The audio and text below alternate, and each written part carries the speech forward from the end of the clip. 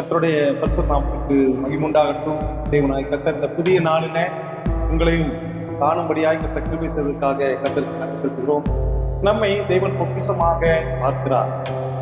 ஏசாயா தீர்க்கதரிசன புத்தகம் 33ஆம் அதிகாரம் 6வது வசனத்தை நாம் பார்ப்போம் என்று சொன்னால், பரிபூரண ரட்சிப்பும் ஞானமும் அறிவும் உன் காலங்களுடைய உறுதியாய் இருக்கும் என்று சொல்லி அங்கே பார்ப்போம்.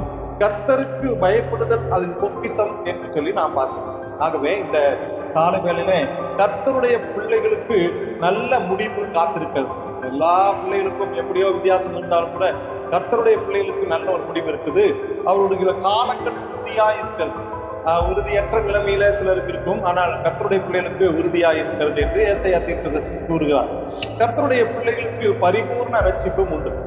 இன்றைக்கு ரட்சிப்பு என்று சொல்லி ரட்சிக்கப்பட்டேன் என்று சொல்லி நிறைய பேர் இருக்கிறார்கள், ஆனால் பரிபூர்ணம் அடையாது இருக்கிறார்கள்.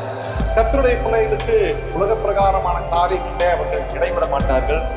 தேவனுடைய காரியங்களிலே அதிகமாய் செயல்படுவார்கள்.